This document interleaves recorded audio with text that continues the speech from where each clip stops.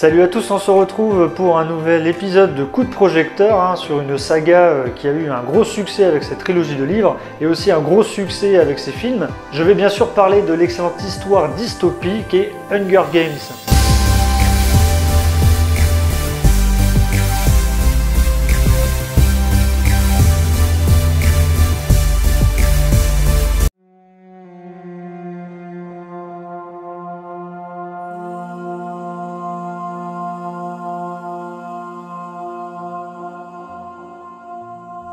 La première fois que j'ai entendu parler de Hunger Games, les livres étaient un énorme succès, le premier film était déjà sorti. Une amie avait lu le premier livre et m'avait expliqué grosso modo ce qui s'est passé.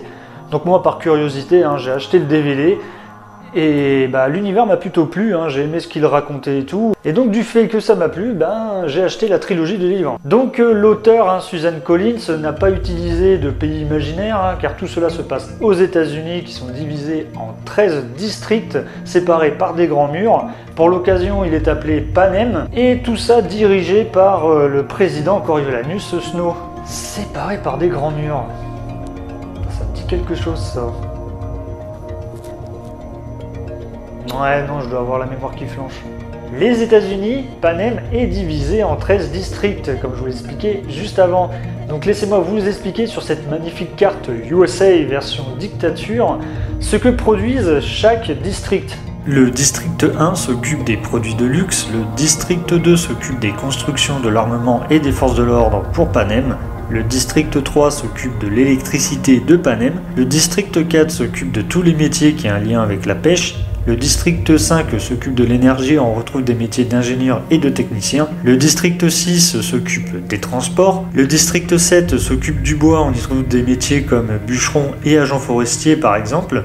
Le district 8 s'occupe du textile, tout ce qui est tailleur, cordonnier, brodeuse. District 9 s'occupe de la culture du céréal. Le district 10 s'occupe de l'élevage de bétail. Le district 11, le plus grand district de Panem, s'occupe de l'agriculture, notamment fruits et légumes. Le district 12, où on retrouve notre personnage principal, Katniss Everdeen, ce district est une région minière qui s'occupe en réapprovisionnement de charbon. Le district 13 s'occupe de l'armement et des missiles nucléaires, donc un district très important pour Panem. Pour le background du district, Panem a fait croire qu'ils ont détruit ce district suite à la rébellion des districts appelés les jours sombres, pour éviter aux autres districts de Panem de recommencer. Donc suite à ça, comme punition, Panem organise les Hunger Games, où ils prennent un garçon et une fille âgés entre 12 et 18 ans, tirés au sort pour représenter leur district lors des Hunger Games. Donc Suzanne Collins a dit en interview qu'elle s'est inspirée de la télé-réalité, parce qu'on retrouve les animateurs, des interviews, et puis même du voyeurisme. Et en zappant de la télé-réalité aux infos, elle est tombée en pleine guerre en Irak. Donc vous checkez le tout, et ça donne les Hunger Games. Elle s'est inspirée aussi de la mythologie grecque avec l'histoire de Thésée, où tous les 9 ans, un enfant est envoyé dans un labyrinthe pour vaincre le Minotaure. Puis un peu de la romantique avec le nom du pays, Panem, qui s'inspire de Panem et Circens, traduction du pain et des jeux. Puis l'arène des gladiateurs, une fois entrés dans l'arène, ils devaient tous s'entretuer. Et on retrouve aussi le même concept dans le film Battle Royale, sorti en 2001, réalisé par Kenji Fukusaku. Le film a été tourné aussi en France, à Noisy-le-Grand et à Ivry-sur-Seine, où on retrouve ces images lors de Hunger Games, la révolte partie 2. On y trouve le bâtiment de l'espace d'Abrasax, où nos héros s'abritent dans ce bâtiment en attendant que les attaques s'estompent. Tout le monde sait ce qui s'est passé suite au succès de Hunger Games. Plusieurs films ont suivi avec Divergente, produit par le même studio qui a lancé Hunger Games, Long Gates, écrit par Veronica Roth, dont on a eu une trilogie, mais on ne connaîtra jamais la fin. Ouais, à part si vous avez lu les livres, bien sûr. Et le Labyrinthe, produit par la 20th Century Fox, qui est créé par l'écrivain James Dashner, qui au passage est une excellente trilogie, je vous la conseille si vous n'avez pas vu les films.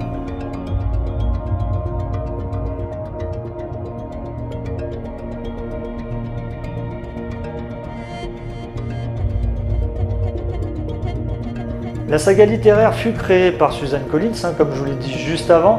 Elle est apparue pour la première fois en 2008, éditée par PKJ, avec comme premier tome qui est appelé tout simplement Hunger Games. Donc pour cette histoire, nous suivons l'héroïne, Katniss Everdeen. Elle vit dans le district 12, elle a perdu son père. Suite à ça, elle s'occupe de sa mère et de sa sœur Primrose Everdeen toute seule. Ensuite, lors du rassemblement pour le tirage au sort des Hunger Games, Primrose Everdeen fut désignée pour représenter le district 12 lors des Hunger Games, mais Katniss Everdeen s'est portée volontaire pour prendre sa place. Et c'est à ce moment-là que son histoire commence. Les livres et les films ne sont pas vus à la même perception dans un premier temps. Les livres traitent l'univers différemment, car on suit l'histoire dans les yeux du personnage principal, qui est Katniss Everdeen, tandis que dans les films, on a une vision globale de ce qui se passe autour d'elle, que ce soit en coulisses, dans les autres districts, et les manigances du président Snow. L'histoire se focalise vraiment sur la politique, où on voit deux camps s'opposer, l'oppression qu'instaure le président Snow dans ce pays, en pleine dictature, et l'autre survit et essaye de faire tomber ce régime par tous les moyens pour retrouver la liberté.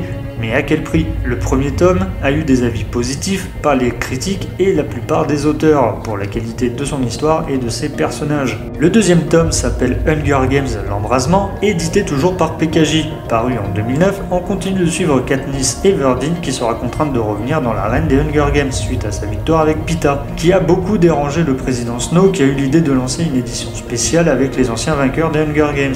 Ce livre a eu du succès et une excellente critique suite à la richesse des thèmes abordés comme la survie, la révolte et l'indépendance. Ce troisième tome s'appelle Hunger Games la révolte, édité par PKJ et paru en 2010. On continue de suivre Katniss Everdeen où elle entreprend de rejoindre la révolte pour faire tomber le Capitole. Cette révolution est vraiment sanglante et elle va perdre pas mal d'êtres chers et va se poser des questions sur sa position de qui est vraiment le méchant dans cette révolution. Ce roman clôt la fin des Hunger Games et l'histoire de Katniss. Il a encore reçu des avis et des critiques positives. Le quatrième tome n'est pas une suite, mais un préquel nommé La balade du serpent et de l'oiseau chanteur. Je ne l'ai pas encore lu car manque de temps, mais je ne vais pas tarder à m'y remettre.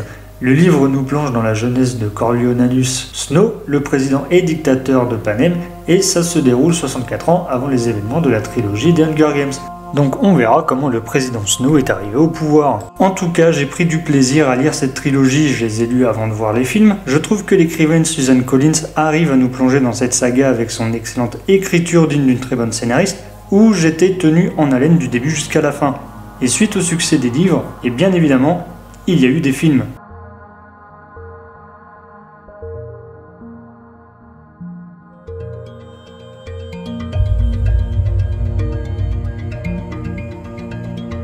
Après le succès de la saga en livre, le studio Lionsgate a eu les droits pour faire une trilogie sur Hunger Games. Le premier a été réalisé par Gary Ross. Principalement scénariste, il est passé beaucoup de fois derrière la caméra. Il a fait Pur Sang, la légende de Seabiscuit, Free State of Jones et dernièrement Ocean 8. Le film pose les bases, il reprend principalement ce qui est décrit dans le premier tome et fera pareil pour les suites d'ailleurs, sauf quelques détails seront rajoutés pour mieux comprendre cet univers et de ce qui se passe en dehors des yeux de Katniss Everdeen. Il met en vedette Jennifer Lawrence. Ah, Jennifer Lawrence. Bon, ceci dit en passant, je vais pas vous le cacher, c'est mon actrice préférée. Je ne vous la présente pas, elle a joué dans de nombreux blockbusters, elle a beaucoup de films à son actif, donc pour cette trilogie, elle joue Katniss Everdeen, le personnage principal. Elle sera accompagnée de Josh Hutcherson, qui joue Peeta Mellark, qui vient lui aussi du district 12 et sera le garçon qui a été tiré au sort pour participer aux Hunger Games, et fera partie d'un triangle amoureux où il sera en concurrence pour conquérir le cœur de Katniss avec Gale Hawthorne, joué par Liam Hemsworth. Ce nom vous est familier car il est le frère de Chris qui joue Thor pour Marvel. Il est le compagnon de chasse de Katniss et son meilleur ami. Encore un qui est tombé dans la friendzone. Force à toi. On y retrouve des excellents acteurs et actrices comme Woody Harrelson qui joue Haymitch, le mentor de Katniss et ancien vainqueur des Hunger Games, Elizabeth Banks qui joue Effie, la préparatrice de Katniss pour le défilé des Hunger Games, Donald Sutherland qui joue extrêmement bien Coriolanus Snow, le président de Panem, et Lenny Kravitz qui joue Sina, le styliste de Katniss. Pour les plus jeunes, c'est un chanteur de rock. Donc ce premier film est sorti en 2012. Pour le box-office, c'est un succès mondial, avec comme budget de 78 millions de dollars et pour un box-office de 694 millions de dollars. Le second film est sorti en 2013 et là on voit que le film a pris une autre dimension, déjà pour son budget qui a augmenté à 130 millions de dollars. Il a vraiment passé d'un film on va dire plus posé et dramatique à un film plus action digne d'un blockbuster et a eu un box-office qui a augmenté à 865 millions de dollars. Ils ont même changé de réalisateur, Francis Lawrence, qui est plus habitué aux films de cette envergure. Quelques personnages seront rajoutés, comme Finny Coder, joué par Sam Claflin, qui sera un allié pour la rébellion et un très bon ami qui comprendra Katniss après sa sortie traumatisante de celle-ci de l'arène des Hunger Games.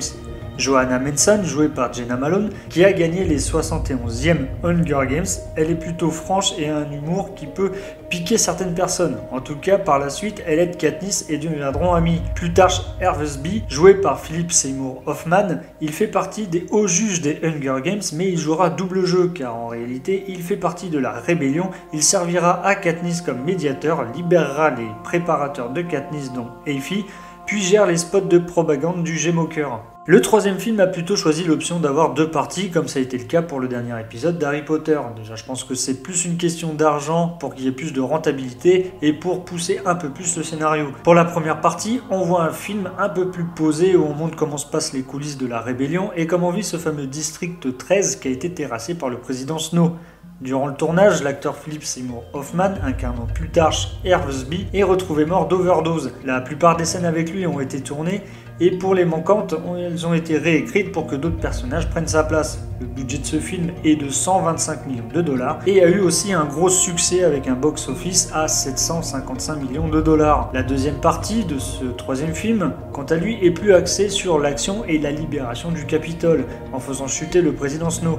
Il montre aussi l'atrocité des deux camps, que ce soit le Capitole ou de la rébellion. Cette deuxième partie est celle qui a eu le plus gros budget avec 160 millions de dollars, mais est celui qui a moins gagné au box-office avec 653 millions de dollars. Mais ça reste tout de même un bon score. Donc en cumulant ces 4 films, cette saga a engendré un peu moins de 3 milliards de dollars pour un budget de 495 millions de dollars. Ah ouais putain, là, ça en fait un paquet de fric hein. Pour cette saga, ce que je pourrais dire du côté des livres, ce fut mes premiers livres que j'ai lus. Je me suis vraiment plongé dedans, on retrouve un peu de politique, j'ai trouvé ça vraiment intéressant d'avoir écrit le livre au point de vue de Katniss. On lit ce qu'elle pense quand elle est vraiment perdue et dépassée par tous les événements, puis elle est devenue malgré elle un symbole de rébellion qui pèse fort sur ses épaules et on ne sait pas si elle se bat pour les bonnes personnes. En tout cas, dans les films, c'est ce qu'on ressent aussi. On m'a fait découvrir une actrice, Jennifer Lawrence, qui est devenue mon actrice préférée par la suite, que je continue à suivre dans toute sa filmographie. Bon, certes, elle n'est pas au niveau de Jim Carrey parce que lui c'est vraiment toute mon enfance. En tout cas, Hunger Games fait partie de mes sagas préférées et le restera. Et ce n'est pas fini du fait qu'il y a un livre qui est sorti récemment sur la jeunesse de Coriolanus Snow et sera adapté au cinéma par le même studio. Et je pense qu'il y a de quoi faire dans cette saga car l'écrivaine a commencé par la fin. Bon voilà, la vidéo est terminée, merci d'être resté jusqu'au bout. N'hésitez pas à me dire en commentaire ce que vous avez pensé de cette saga, que ce soit pour les films et les livres. N'hésitez pas à vous abonner et à laisser un petit pouce bleu, ça fait toujours plaisir et vous êtes les bienvenus sur mon Discord, le lien est toujours en description. Moi je vous dis à la prochaine vidéo, ciao.